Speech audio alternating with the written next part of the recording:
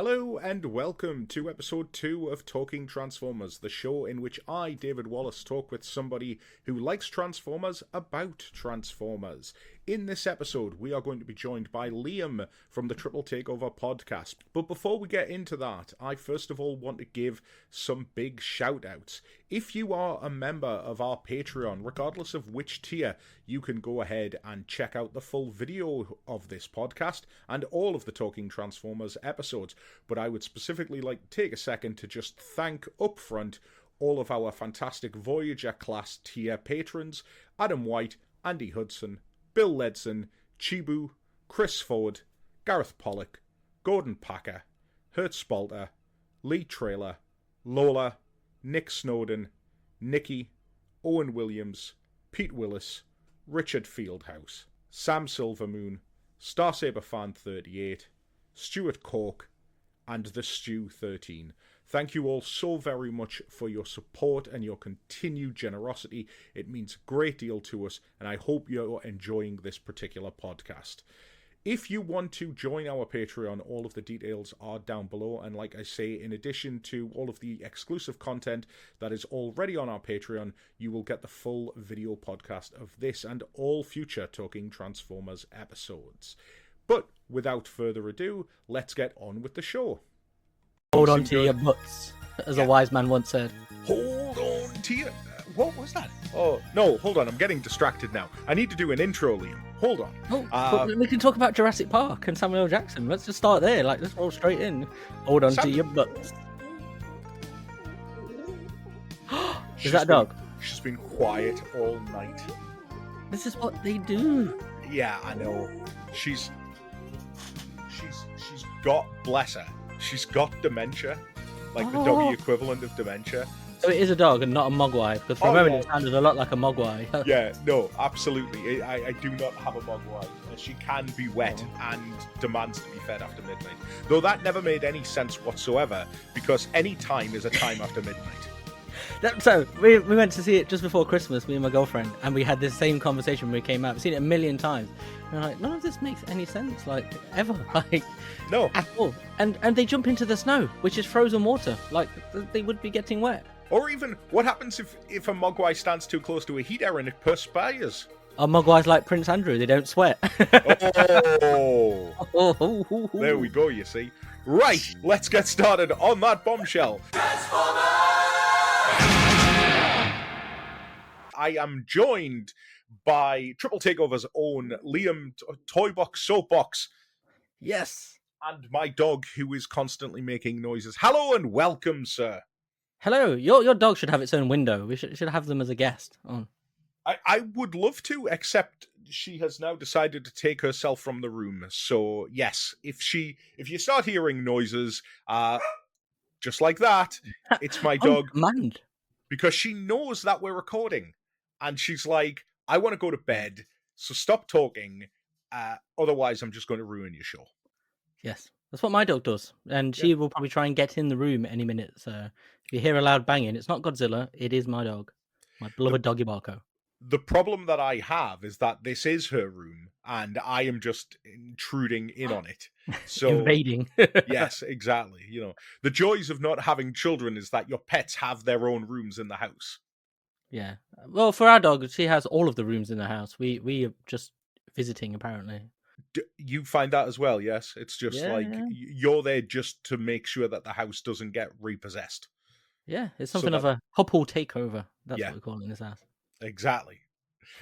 This is the dog portion of the podcast already over with. So now, I suppose, is a good enough time. You're probably right. Actually, the audience are like, no, talk more about the dogs. Oh, is this where I get to do the Cody Rhodes, the old, so what do you want to talk about? Well, apparently Transformers. Wouldn't it be great if Cody Rhodes just started talking about Transformers? Let's talk a little bit about Transformers. So, Liam, it's nice to finally have you on. We have been talking about doing something for ages. Yes. And it's nice to finally get you on here in perhaps not the format that we talked about. More for that, stay tuned. But I wanted to talk to you a little bit about Transformers in general and about the stuff that you do within the community. What are these Transformers? Look behind you. Robot guy. Look behind you. Oh, those. That's what those are. Yeah. We didn't Well, talk and about those. no, absolutely not. We are recording this at the beginning of 2025. I'm very curious to hear your opinion on how you felt 2024 went, being the 40th anniversary. Oh, it was a mad one, but it was really good. There was so much stuff. There was just something for absolutely everybody. Some of Mm. it didn't land great. Like I thought the 40th anniversary cartoon was great in idea, less in execution in the cinema, like some of it. But there was just so much stuff. It was pretty awesome. Oh, sorry. For a second there, I thought you were saying Transformers 1. There, I'm like, the Oh, 40th. Oh, yes, that. I love that. That Yeah. that was tremendous. That was a real highlight, especially for us, because obviously we got to go and interview them a lot. All people involved with it. We just done a podcast with ILM. We had those guys, which was a Hmm. lifelong dream. You know, it was always the Star Wars guys, always the pictures of them with the Death Star trench. They don't do that anymore, but still pretty awesome. But Yeah, yeah, it's I great, mean, yeah. it was great that you guys got the access that you did. Got to speak to Lorenzo, Yes, which, you know, twice, twice. twice. And He enjoyed it so much the first time he asked us to come back and do it for twice as long. So that's brilliant. That's brilliant. And yeah. and over the course of those long conversations, how many times did he desperately try to convince you that Transformers 1 was canon with the rest of the live action movies? Well, I don't know if you heard the interviews, but Sixo did a good job of trying to wrangle that question out of him, and that was more from our end because we couldn't work it out either. It's like, but you keep saying it does, but then you say it doesn't. So, well, we're like, there's two very opposing ends of the scale here. You've met him. Perhaps you have a better opinion on this than I. But I just get the feeling that he's like, look, there's a bunch of fans there. Yeah, whatever. Like, I'm making movies for the masses. I'm just going to play with them. Like, I'm just going Oh, to make them. oh, he's trolling, troll Yeah, Lorenzo. absolutely. Like, no question about it, as far as I'm concerned, Um, Honestly, like the guy gets such a bad rap from people, and I get it because I don't really like most of the live action films either. mm, And you sort of hear snippets of interviews where he sounds like he is just a Hollywood guy just making action films that happen to have Transformers in it. But mm, from what we spoke to him, I mean, technically we spoke to him 3 times because we got to speak to him before in the bar, and he just came over and mostly just talked about dogs, which was right up my street, and that was wonderful. But the way he talked about Transformers, he knows far more than anyone would ever give him credit for because he just was dropping little things like, "Oh, we're inspired by this thing. I remember this other thing." Like, I don't think he grew up as a super fan, but I think over the years, there's so much osmosis going on. Like, he knows a lot more, and he's a lot more. I don't know. We're fans, so I suppose he was talking to us, and he's marketing a film to some extent, but we never really got that impression from him. And yeah, like I got the impression he wanted to just make a fun film more than anything. And Transformers One was finally that film. you don't produce multi-billion-dollar franchises like the Transformers without knowing your stuff. Yeah. Like, I think people do hold him to this weird standard because he is kind of like the guy that has been there pretty much since the very beginning. Look, let's be honest. The first 3 movies, if you look at just the story that is being told over those 3 movies, none of them make sense. They don't work within their own continuity. So I don't No. see why people put such emphasis on him saying, "Oh yeah, it all makes sense and it's all canon." Yeah. At the end of the day, like, who cares? Like with stuff like that, it's like none of it made sense to start with. That's not the fun of these movies. And like, I love the first one, the 2007 one, when that first landed. The rest of them, I could happily leave up until Bumblebee. That was great, but it's I always look at it like they're not for me. I don't think. I think they're for other people, and it's like they've brought in so many other people into the fandom. Like you see people at TFN, like you will be well aware of that. Like how many people come in through those movies, and Transformers wouldn't be where it is without that. So it's hard to really knock the bloke. Like I mean, like I've met him, so I think my opinion is now very different to what it probably was before. But I don't know, like he. I think it comes from him not being like a big super fan, but that's not who you want in charge of a ginormous movie that's supposed to be something new and you. If you're living in a world where you're constantly swimming in Transformers knowledge and lore and stuff like that, that is going to be a hindrance to you being able to tell a good story. You know, Mm. I mean, look at what we're seeing right now with the Energon universe in terms of Daniel Warren Johnson. Yeah, now Daniel Warren Johnson has said that he is a Transformers fan, but only to a point. And it's that freedom that allows him to then tell stories that he wants to tell. Transformers fans have always had a weird relationship with canon, ever since back in the day when everybody wanted to know whether or not Beast Wars was canon with the cartoon or whether it was canon with the comics. Takara are still trying to make everything canon within the Generation 1 continuity.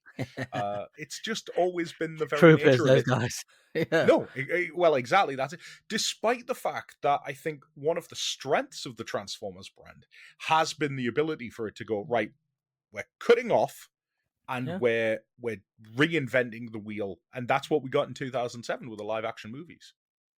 Yeah, that's exactly why the brand survives for so much longer than any of the other 80s brands. Like you look at He-Man, and that's tried to come back a few times, but never been successful. And for Transformers, it's because it's different for every generation, so it can hook new kids into the brand in a way that others just don't.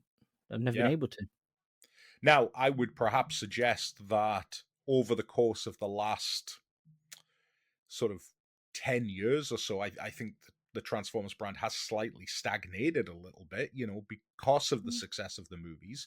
You've got a situation where you can't do a Transformers show now that's going to be a total reinvention of the brand because you've got your IP and things like that. But ultimately, you can still create brand new shows like Earthspark and tell completely different stories aimed at completely different audiences. And that is, as you say, a benefit which other 80s properties like He-Man don't have, because when He-Man creates a new show, guess who the main star is? He-Man. She-Ra. Well, and when it's She-Ra, people go mad. well, yes, Also a great show. absolutely. Kevin Smith certainly learned his lesson. Oh, those were But great as well, though.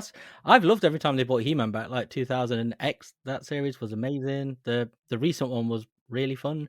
I like it when they try new things, and I think that's, like you say, that's what wins over with Transformers. And like now we live in an era, I think, where it's all like evergreen designs, isn't it? So every time you say like Wheeljack, like 10 years ago, seeing Wheeljack in his G1 form, you're like, oh, this is exciting. Now it's like every time you see Wheeljack, he's in some variation of his G1 form. And I think it's just the way companies hold IP now. So that kind of filters through. But then you get stuff like Earthspark, which Nick Roche, obviously the god himself, like you look what he does with those designs in that show, and it's just spectacular. It brings so much life into them.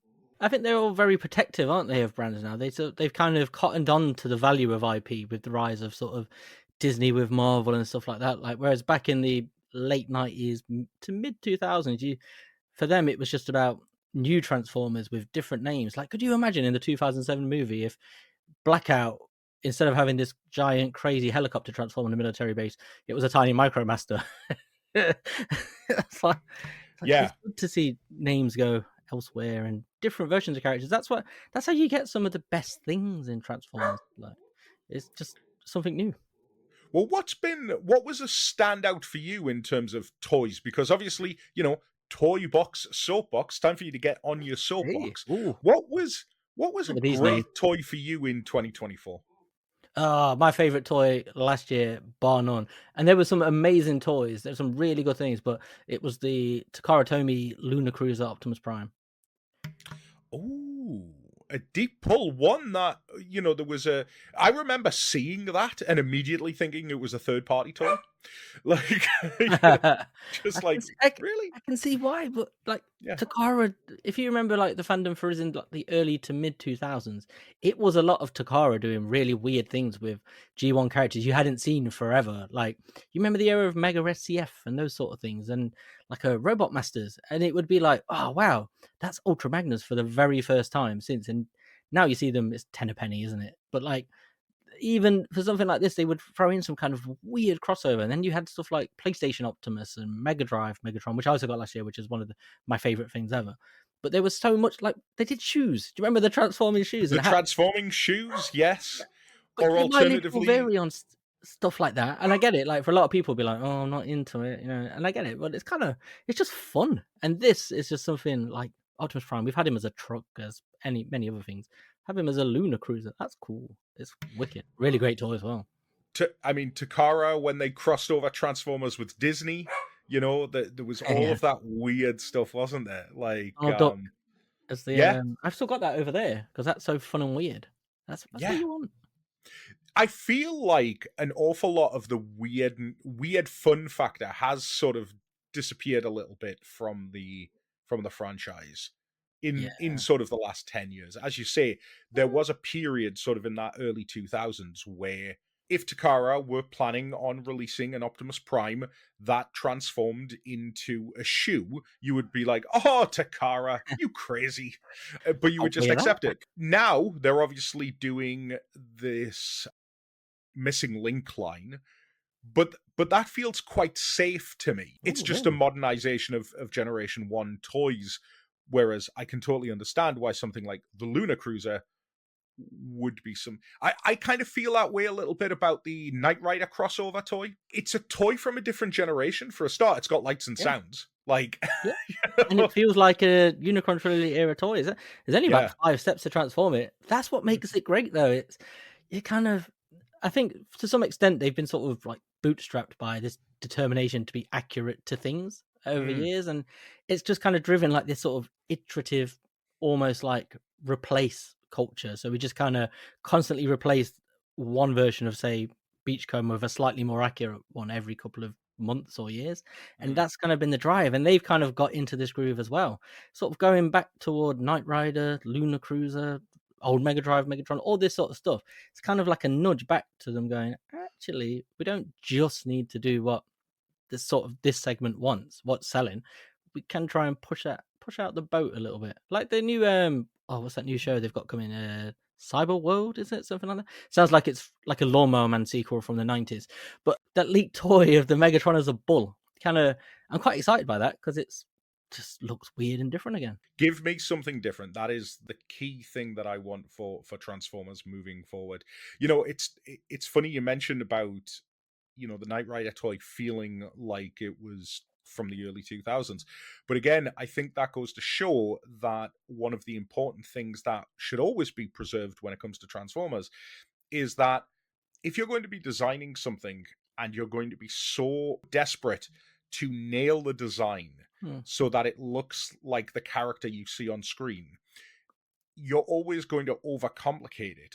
Whereas, the original Generation 1 toy line, it was never about making this character look like Jazz. It was this character needs to look like this car. So just like Knight Rider, they start with the alt mode, and it Yeah. doesn't really matter what the robot looks like because it's the alt mode that's the important thing. And that's kind of the thing that I think we lose now with modern Transformers. They're so desperate to make sure that the character looks like they did in the cartoon that Yeah. the only way to get it to that alt mode is to overcomplicate it and make it less fun to play with. Yeah, well, I think this is the consequence, isn't it? Is for better or for worse. The kind of the difference now is, like you say, when it was Diaclone, the idea was it's a car. How do we make it into a robot? There's no end point. With the toys now, they've got an end point where they need to reach. It's like it's got to look like that. How do we get it from there to this very specific form? And you're kind of humstrung by that a little bit. Because there's only so much you can do. You can do it in different ways, but you're only going to get to a specific point. And I think it's kind of creeping back the other way now, where it's kind of going to like that early 2000s vibe of what can we do with a robot that transforms from a camera or from a PlayStation or whatever. I think they're kind of starting to lean a bit more back into that. And I think Missing Link is on the other side of that, whereas that's tickling a nostalgia fancy, that is, and that, but in the best way. Like that's my other favorite thing of last year was Missing Link, because it's the toys how I remember them, even though I've owned them for like 40 years or whatever, Mm. almost. I'm not that old, but I am really.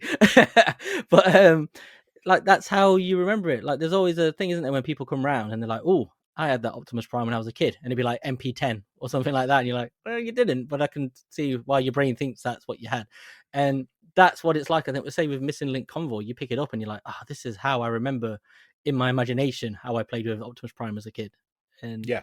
Yeah, it's there's so many different things. But just to circle back to Knight Rider toy, I think what that's doing as well is a nostalgia thing, but for a different time. And I think that's where we're all now. I think a lot of us are we've kind of gone from wanting the stuff as we had as a kid, and then you kind of moved on to wanting adult versions of those for after the reissues into masterpiece and stuff. And now it's kind of recircling back to, well, I want something more fun. And like you said there about it's kind of you lose the fun. Like one of the most important things in Transformers that everybody remembers, whether or not the Transformers fan is, you can't do that with a masterpiece that takes 45 minutes to transform. No. But not even for us, for kids. Like there was an era like Transformers Prime. Some of the toys were really good, but if you give them to little kids, they're spending, I think, too much time transforming them to some extent. Whereas, like you want that bang for the imagination of them going car, robot, fun, play, adventures, I think they're starting to come back to that a little bit. There are very few, Generation 1 toys that are more than 4 or 5 steps. Hmm. You know, Soundwave, for example. Fold out the legs, fold out the arms, fold out the head, feet, hands, done. Yeah. Yeah. Grimlock, split the tail, fold out the legs, lift up the chest, pop out the arms, job done. There's a reason for that, because they were simple and straightforward, And yes, you had more complicated Generation 1 toys, certainly. But even something, like Six Shot, where he had 6 different modes, it really doesn't take a great deal to be able to move him from one thing to the other.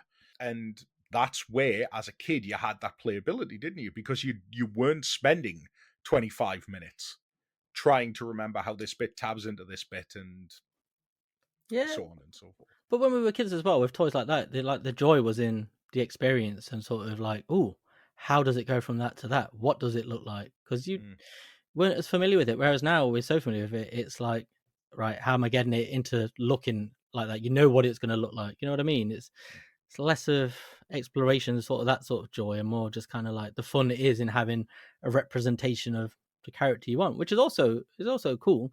It's just this, I don't know, it's kind of crazy at the minute how well served we are. That we can sit here and sort of complain a little bit, but also be at the same time, it's like it's never been a better time. It's kind of it's something Oh, for everybody. It's really really cool. yeah, it really is. I mean, the only thing that I would say, and I've said this before, and I will continue to say it, is that I would really like Hasbro to be able to get a dedicated kids line going again, similar Yeah. to what we had. Not necessarily Rescue Bots, because that was obviously preschool. But I'm thinking, just Earth, say, Earthspark, for example. Trying to get an Earthspark toy line to shelves seemed to be difficult. It existed, but it certainly wasn't complete. It certainly wasn't a main line. I would love, at least just for the kids that are perhaps wanting to get into Transformers, like the fact that Transformers 1 doesn't have a dedicated toy line Oh, is it's is kind of is sad a and shame. so sad. Yeah.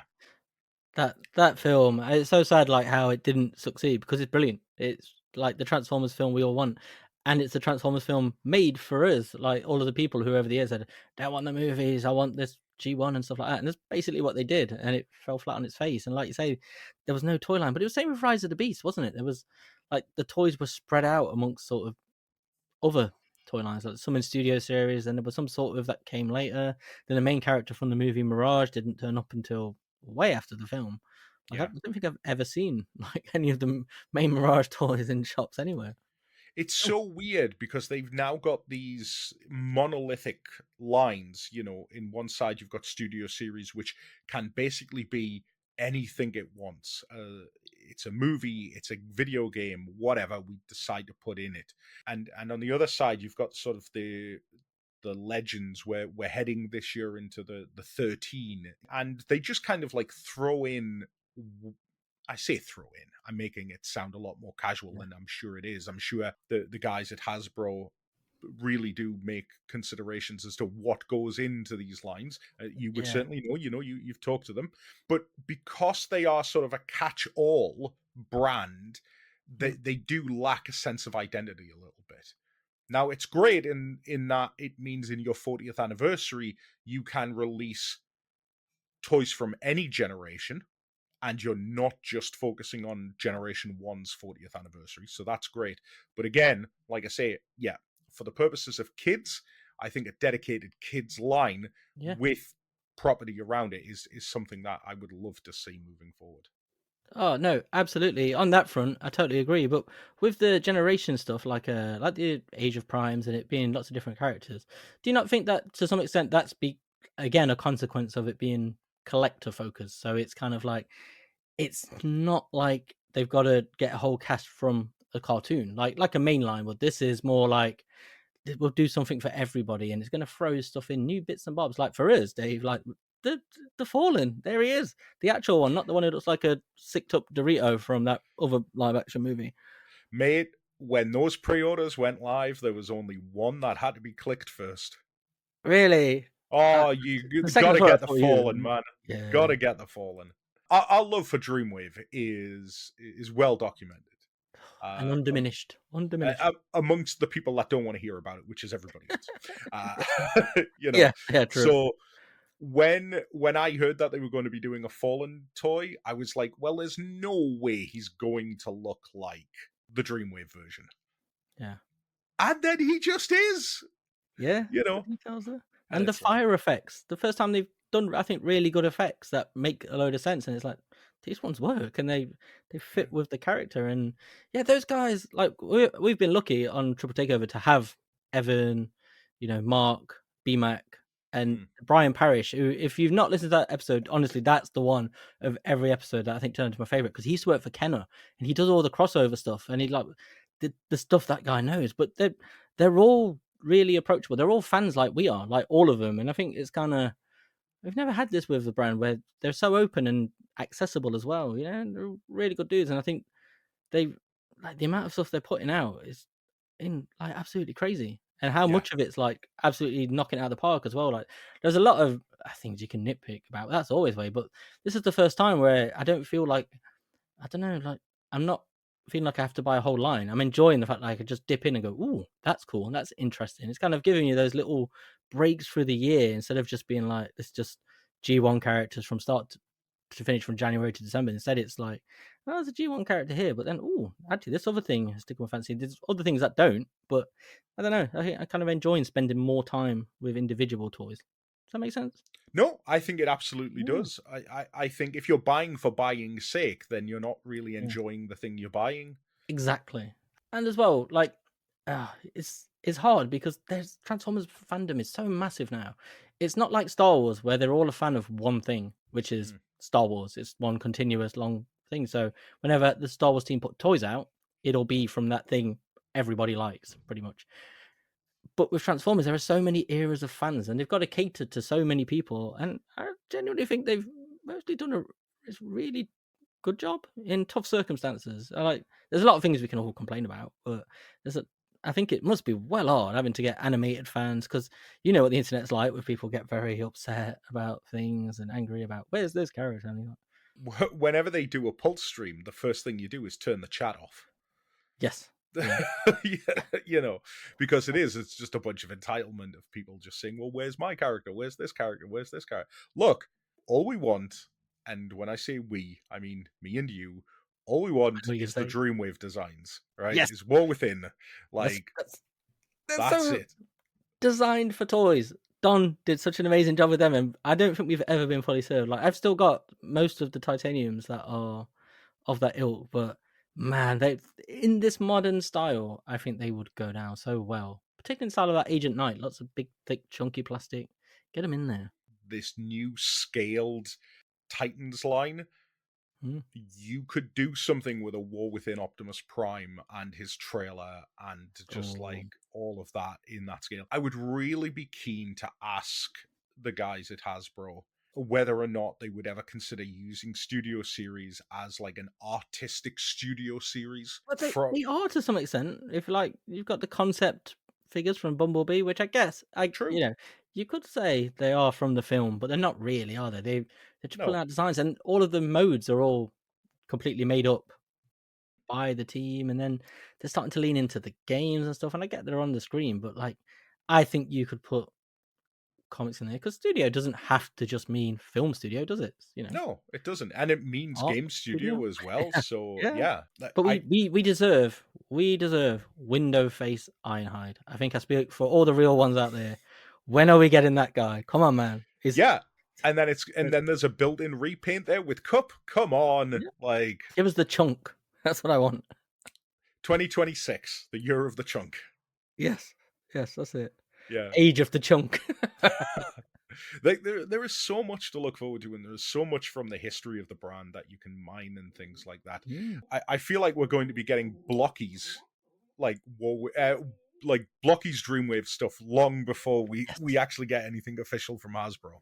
Have you seen this whole thing now? You know, the Action Edition Blockies, the Megatron one. A third party has done a set to bring the hands closer in scale with the actual toy, a new head. So it basically just turns him into Pat Lee's design of Megatron from Dreamwave.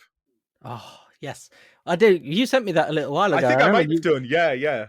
Wow, to figure out when you were sending me the picture, I was like, what am I looking at? And then you pointed it out, and straight away it's like, oh, of course it is. Yeah. And that stuff, like, I think people forget, like, we speak about this all the time, don't we? But, like, people forget how, like, everywhere those designs were, like those Pat Lee Dreamwave designs. And it's weird how, like, they've just been left. But for, like, a few years, they were everywhere. They were on the boxes of toys. They were posters in comic shops for years. It's the art they used, the key art in a lot of stuff, wasn't it? Like, you'd see Transformers pop up in other magazines, and it'd be that art from something.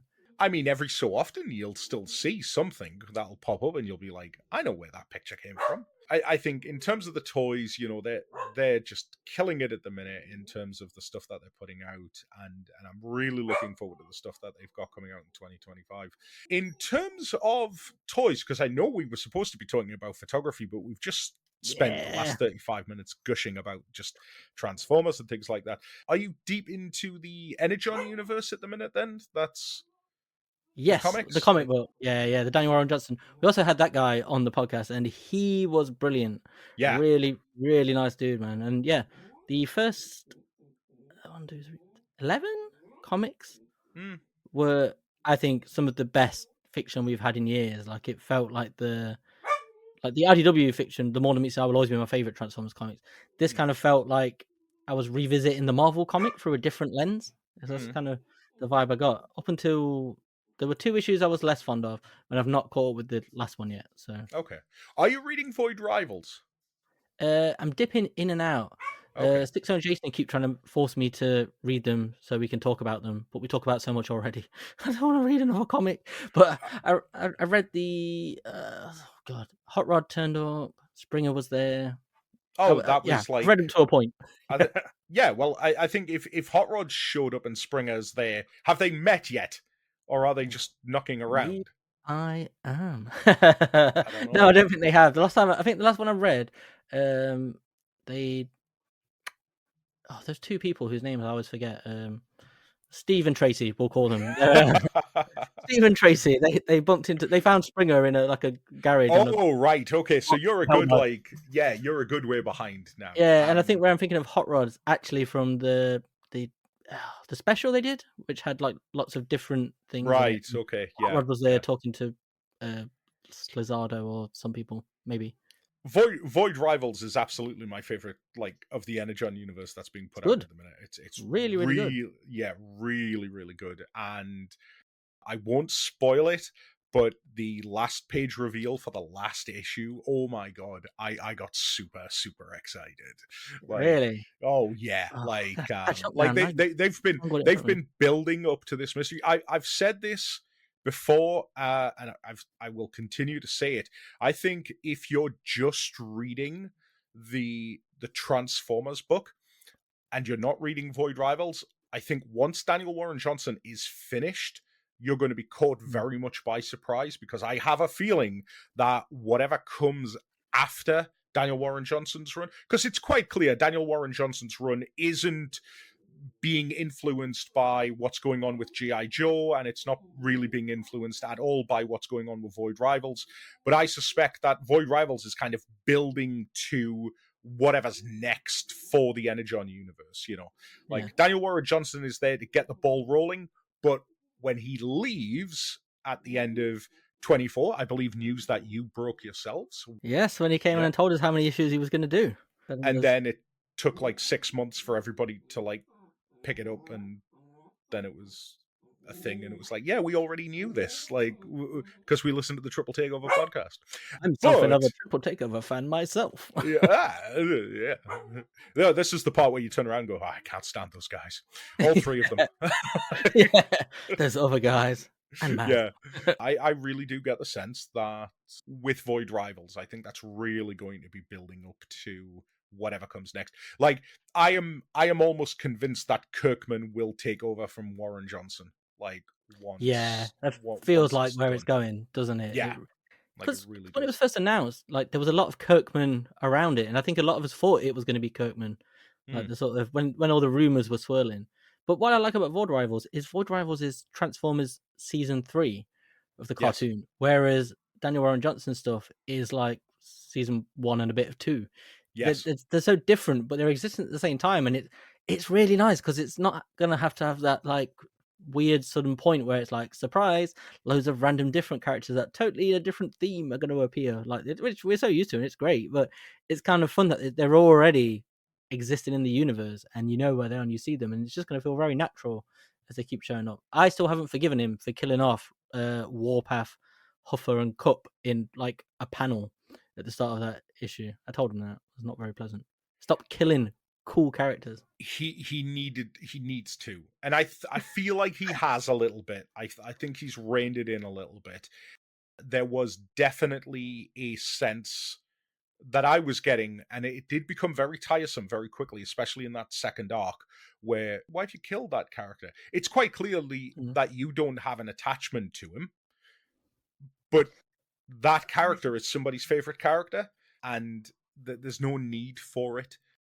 Yeah. Now, don't get me wrong, he's telling a story about war. What I would say about the current comic books is that, and I don't know if you feel the same way, but there's that scene in the first miniseries where I want to say it's Optimus Prime and Thundercracker, and there's a very good chance that Thundercracker could kill Optimus Prime. And you've never really felt that in Transformers before, prior to, say, or since, let's say, the beginning of Transformers Animated, where it was quite clear the Decepticons were just a massive terror threat. Yeah. So that's good, but yeah, like stop murdering people. It feels very evenly poised. I like that. Like every character feels like they could be in jeopardy. I'm not generally a fan of killing off main characters, but I don't think he's doing it out of a lack of attachment or anything. I think he's just trying to tell like the best story in his 24 issues. And like I was sad when he killed off those characters, but we're all Transformers fans. Optimus Prime dies every 45 minutes somewhere on planet Earth, doesn't he?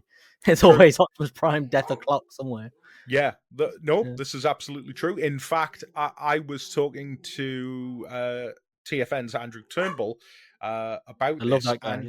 And we are both convinced that Optimus Prime's not making it out of Daniel Warren Johnson's run. Oh, you think so? Yeah, we're both pretty much convinced that like the end game is Optimus Prime is dead. Yeah, with Optimus Prime dying, I think that could be where it's going. But I've really enjoyed most of that book. Like it's just, I feel like I'm watching the G1 cartoon, but through a more sort of mature lens, but not in the mature lens, which is ironic considering how much violence and death there is in it. Not like say the 90s mature, where it was just like guns, blood, pouches, that kind of thing, which was great. I did like that in the 90s. But, yeah. It's not grimdark. It feels like it's a real, well-told, mature story. Like for most of it, yeah, it's great. Yeah, it's the story about fathers, isn't it? If I ever got the chance to talk to Daniel Warren Johnson, that's kind of the question I'd be asking him: is like, what's the relationship with your dad? Like it's a horrible question to ask, I know, but like he's telling the story about fathers, and he is actually turning Optimus Prime into the father that everybody has always sort of said Optimus Prime is your dad. Ultimately, I guess the story of any dad is that one day the dad can't be around anymore. So that's where I'm sort of betting that Optimus Prime doesn't make it out of Daniel Warren Johnson's run. But this is the first time I think since G1 that he's felt like the John Wayne that Colin always said he was. Like this feels like that Optimus as well. Like he's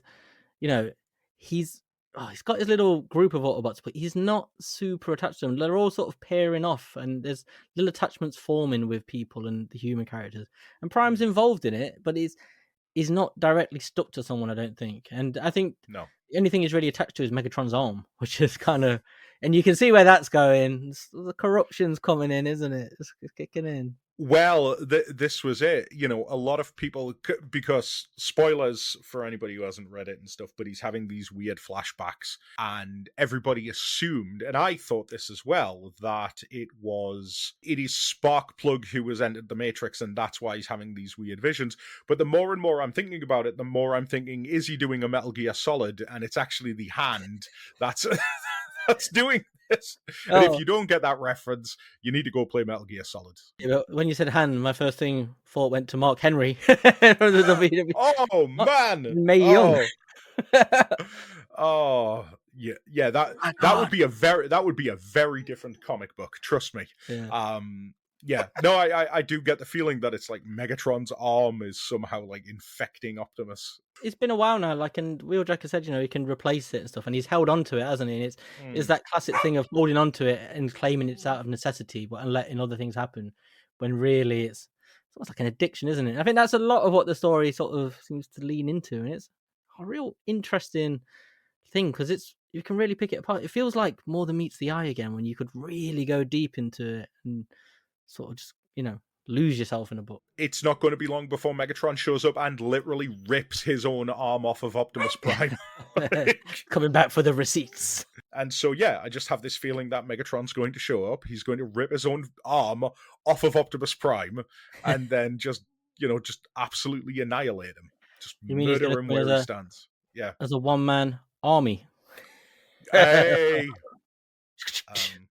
And it's so weird as well, because we know that he's coming to the end of it. Like, we're less than 10 issues away now from him being finished. By the end of this year, we will know what the trajectory of the Transformers book is. He's leaving somebody with a real interesting, just scenario. Just like, it's, and it's like we're saying about like Energon and the many changing faces of Transformers. It's another opportunity for it to evolve into something else. And then, of course, there's G.I. Joe in the background, but nobody really cares about G.I. Joe. No, that was my one criticism, really, of things was, I'm like, I don't mind G.I. Joe, but if I wanted to read G.I. Joe, I'd buy the G.I. Joe comics. Don't throw them in here as well. Just let me have my Transformers. I will say I have been picking up the G.I. Joe books in trade, just in case, and they're fine. Like, as somebody who knows nothing about G.I. Joe, like, absolutely nothing. They'll sucker you in somehow. Well, they'll inevitably do the crossover, won't they? So, right. Well, listen, we've talked an awful lot about Transformers, and we've gone all over the place, but I do want to sort of set a bit of a tradition here and Evie is in agreement with me on this, as she always is on these podcasts, which is that we talk a little bit about something else that you're passionate about outside of Transformers. And I know for a fact that you are a bit of a video game aficionado, specifically in the realm of the old fighting game genre. Oh, yes. I'm a big video game guy. I used to work in video games. I've played more than most people. But yeah, fighting games. I'm a huge fighting game fan. I'm not very good at them, but I'm a huge fan of them. So, Street Fighter, Mortal Kombat, where did the love affair with fighting games start for you? Like most of us of this age, Street Fighter 2. I'm a Street Fighter guy. Like, I love Mortal Kombat, but Mortal Kombat's the fighting game I can't really get into. I love the story, everything about Mortal Kombat. Like, I had all the sticker books, the toys, games, but it's Mortal Kombat's inputs are like tap, back, forward. Street Fighter is quarter circle. I'm that kind of motion guy. I can't play Mortal Kombat in the same way where it's like it feels like input, like I'm tapping the keyboard, that kind of thing. I need the quarter circles of Street Fighter. And yeah, Street Fighter 2, the first time I played that, somebody I knew had an American copy on the SNES.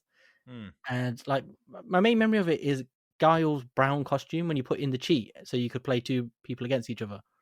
In the Street Fighter 2 Turbo, I believe, wasn't it? Oh no, that was the original. Yes, that's right. Yeah, the World Warrior. You had to put you had to put the cheat in, didn't you? Yeah. to be able to play as the same character against each Mm. other. And Mm. yeah, like I remember us just being like absolutely in awe of this game. Like, what is this? And it's weird because I feel like I'd played Fatal Fury around the same sort of time. I'm a big Fatal Fury guy as well. So SNK, love those Mm. games. But Street Fighter, oh, and Street Fighter Zero 03 is my favorite video game. I'm that guy. Give me more Final Fight, people. See, it's kind of weird. We obviously have grown up playing exactly the same games. Final Fight, like the SNK stuff, was stuff that I never really got into. It just never really crossed me path until like much later on in life. Like the SNK lore is ridiculous. Nobody Like knows what's going on there. Look, it's no, God Regal. Who? yeah, He looks exactly. like Triple H in a suit. You just absolutely lost the plot in terms of like trying to follow the SNK stories. Like my favorite Street Fighter game of all time, it's actually Alpha 2 over Alpha 3. Ooh, you're not I alone was in that opinion. I know I people who. was really confused by Alpha 3, with all of the different isms. Like when they started We've all getting got an the ism of ism some kind. systems, I was like, what is going on? I might as well just play Gen because I have Yeah. no idea what's going on. I think the last time I Um, played it, it was starting to get to rheumatism. We're all getting to oh, that age, but no, I Alpha 3, like when that first came out, I got a Japanese imported copy, as they were in those days, on the PlayStation, and just played it relentlessly, like every day, every night. Like as soon as I got home from school, it's all I played. Every weekend, I would stay up till 2, 3 in the morning, listening to hip hop and stuff, just playing those games and just doing it through every character, trying to do the world tour, which was really hard in Japanese because you could have no idea what you were supposed to do in each match. And I was like, I know I can unlock Guile here somehow, but how? And then somebody else had to do it and just copy their memory card file. But yeah, those games like Alpha 2 is also an amazing game. I think the sprites are bigger. I think that's why a lot of people like it. It's just quite a different the experience. introduction of the new characters in Alpha 2, like Alpha had it on. I mean, these aren't new characters technically, but they reinvented a lot of the Street Fighter 1 characters, Mm. and brought them in. But I don't know, like, the introduction of Sakura, Gen, Relento, and who was the fourth? Who was the Which fourth? one? Street In Fighter in Alpha 2. Gen, Sodom. Relento. You had Sodom. No, Sodom was in Alpha He 1. was in one, wasn't he? So you've got Yeah. Winter. Rose Sakura? was in one. Sakura. Karin's in 3, but not in No, was 2. it not Rose? Was Rose not in 1? I think Rose is in 1, isn't she? No, she might be. Ooh, I don't. And Bison's weird spirit host or something. She's like part in Bison, isn't she? Some sort of fortune telling. She is. She's Yeah. she's all of the good of M. Bison, like expunged into a human being. But really good at Snap. Yes, Oh, absolutely. Because it makes about as much sense as you would expect, that's that Street Fighter story. They should have just stopped at it's a fighting tournament and this dude's a dictator. Yeah. Yeah, that works. What's your go-to fighting game at the minute? Like in Darkstalkers is my other big, great love. Because it's like got the coolest designs. There's vampires in there and all that. Or Vampire Savior, them stuff. Oof, those are great games. And I like dipping in and out of those. But Alpha 3 is always my game. But Street Fighter 6, I really enjoyed that. That was good fun. Then you jump to the Marvel vs. Capcom games. Like X-Men vs. Street Fighter is one of my favorite ever games. And it's my favorite of all the versus games. And yes. I die on the hill that Marvel Super vs. Street Fighter is also like the most underrated fighting game. Give me more of that, man. That was cool. Hey, I would absolutely kill for another Marvel vs. Capcom game, but as long as it's not Yeah. based on the MCU, Oh, because we don't need another Infinite. So who's your guy then, or gal? Who is your go-to, your main when it comes to Street Fighter? It depends which, but I am very, very boring in that it's always Ryu because he's just like the easy default, isn't he? It's Mm. just it's just muscle memory. I can play it half asleep, but if Guy's in there, I really like playing as Guy in most games, and Charlie. I'm never as fond of Guile, even though Charlie is mostly just Guile. But there's just something about his adorable little waist jacket that's up there. I'm like, this makes no sense what he's wearing, but it still looks effortlessly cool. Well, that's I think always been the charm of fighting games, isn't it? It's not necessarily always about your mechanics. It literally is just the iconic look of these characters, you know. Yeah. It's why I was so thrilled by like Street Fighter 6 basically just saying, right, we're bringing back the World Warriors. You're going to have all of them. And they're just going to be like, you know, modern redesigns of like these classic characters. And it was just like, yeah, this is brilliant. This is exactly what I want. Every single Street Fighter game should have these as your base roster. Like they should be in there at this point. It's like doing a Mortal Kombat without Sub-Zero, you know, when they take them out. But I'm always of the opinion that they should include the Super Street Fighter characters, because I love Fei Long. He's one of my favorite characters in fighting game, and he's so seldom in any fighting game anymore. Like, you rarely see him. Like, he popped up last one I remember. He was in Street Fighter 4. Was he in 5? He was in 4, yeah. Yeah, he was in 4. DLC at some point. But yeah, that guy, he's great. There are so many fun fighters in all the Street Fighter games. Great games. But also play Darkstalkers, also great. And Marvel vs. Capcom, also great. Just play all of them. But play all of them. Capcom fighters are like SNK. Is once you can play one, you can play all of them. That's what I always liked about the Versus series, was the fact that they just simplified everything. You know, it was less complicated for people. Like, no rules.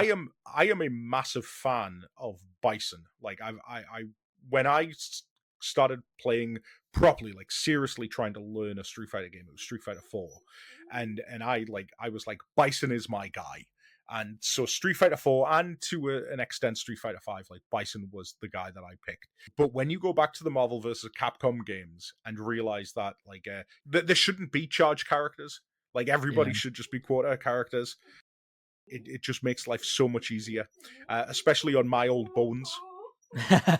Yes, definitely that. But the Marvel games are kind of crazy, because it's when you realize with Marvel vs. Capcom 2, there's no real rhyme or reason to it. There's lots of tactics and things you can make up, but the idea of the game isn't that. The idea of the game is just to button bash and spam moves. That was the ethos when they put it together. It was just pile in and do what you can.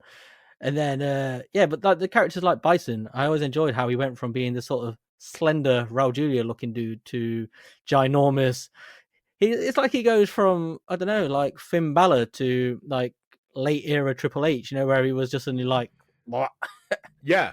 But then they obviously retcon it, don't they? Because it just turns out Bison's just got a load of bodies lying around. You know, he's doing his best American baseball in the 90s impression. That's it. On something. But then he has the attacks that are like all of the screen. That's what I loved about him. Like, you know, it's and on top of everything else, he always seemed like he was really happy. Like, you know, he was just really happy to be there and killing you and putting you into a tube. Oh, I remember the late nights on Alpha 3 when you're playing it on the hardest setting and you'd get to him, and then it'd be like Cleveland, where you suddenly see him charge up and you're like, no. Doing that. And then he would kill you and it's game over. Oh, yes. Because there were no continues on Alpha 3 for Bison. No. And on that dour note, I think we shall bring our conversation to a close. Liam, it's been so fun having you on and catching up. Before we go, obviously, I would just like to give you the opportunity to point people in the direction of all of your fun stuff, especially your photography, which we didn't get to talk about at all, so there will be a part 2 at some point. But the floor is yours. Please tell people all of the fun stuff that you're doing all around the internet. Oh, this is my little moment.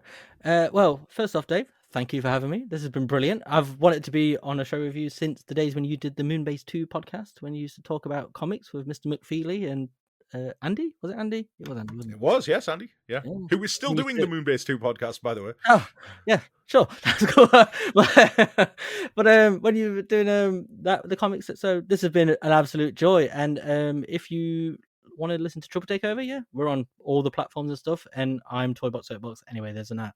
That's a Triple Takeover joke. That's not hilarious outside of Triple Takeover. But yeah, thank you for having us again. You're more than welcome. And at some point, you and I are going to have to sit down and start talking about some Dreamwave, because we've been talking about that for quite some time, and I feel like if we don't do it, nobody else is going to. That's what I was trying to say. It's happening. So let's make this. Brilliant. Well, I will say thank you very much for listening. Thank you, Liam, for joining me, and we will be back very shortly with another episode.